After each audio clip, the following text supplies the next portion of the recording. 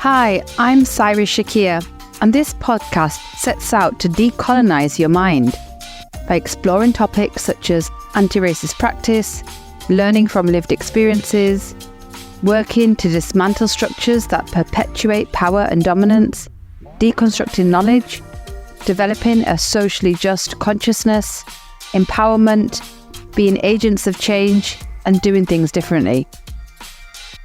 In the words of Malcolm X, who I refer to as Malik El-Shabazz, education is the passport to the future, for tomorrow belongs to those who prepare for it today.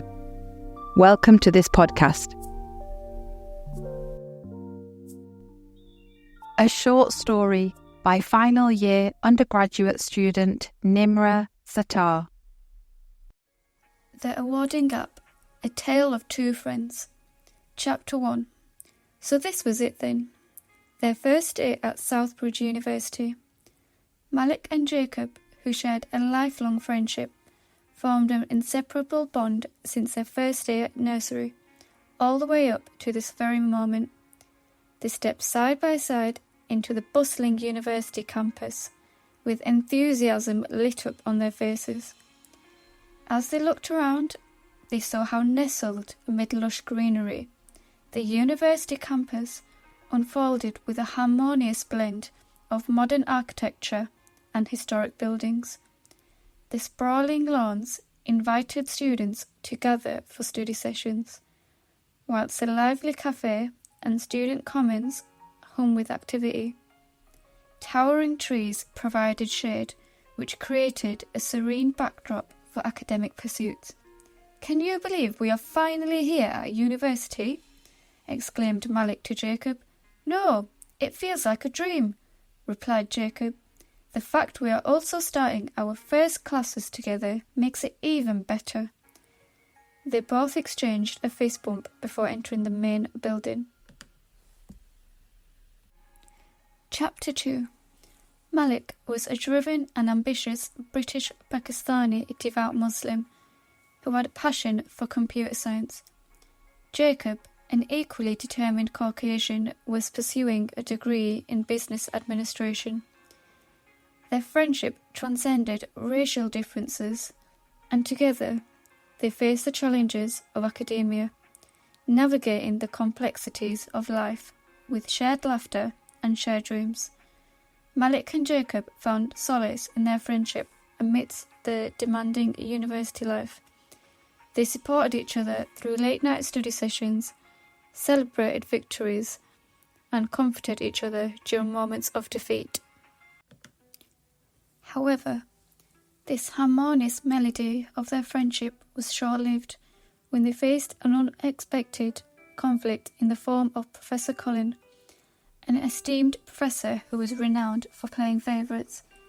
It began innocuously enough, with whispers of favouritism and unfair treatment echoing through the corridors of academia.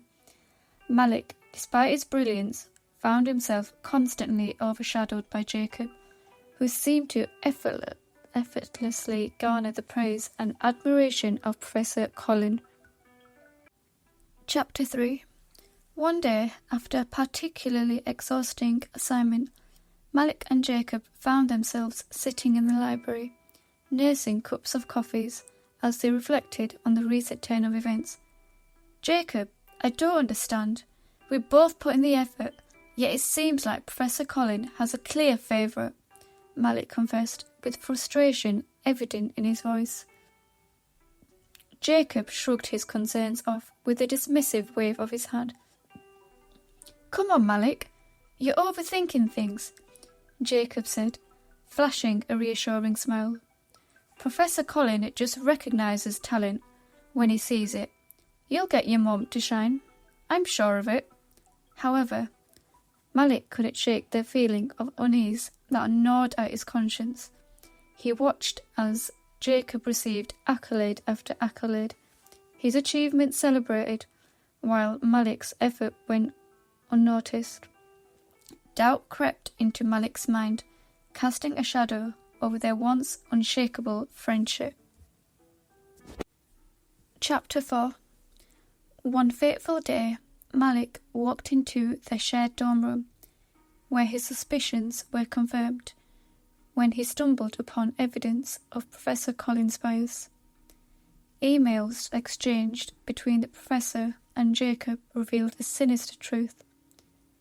Jacob had been receiving preferential treatment all along, his success at the expense of Malik's dreams.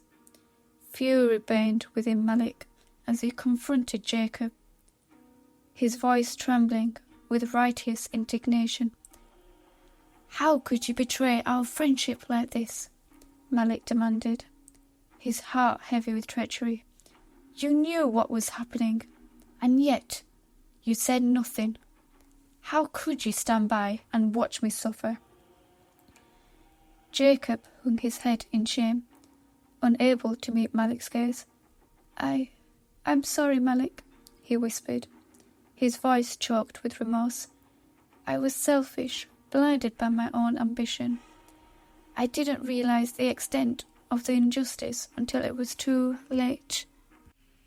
Chapter 5. Their friendship lay fractured. The trust that once bound them, now shattered beyond repair. Malik withdrew into himself, nursing wounds that ran deeper than any physical pain. Yet, in the depth of his despair, he found solace in his faith, drawing strength from the teachings of Islam to guide him through the darkest of times. In the end, it was Malik's resilience and unwavering integrity that prevailed. With the support of his peers and the faculty, he exposed the truth behind Professor Collins' deceit, holding him accountable for his actions. Justice was served, but the scars of betrayal lingered, a constant reminder of the fragility of trust.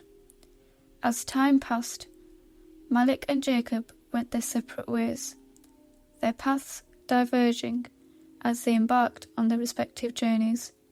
Yet, the memory of their friendship endured, a testament to the power of unity in the face of adversity. And though they may never reclaim what was lost, their bond remained etched in the archives of time, a beacon of hope in a world plagued by prejudice and injustice.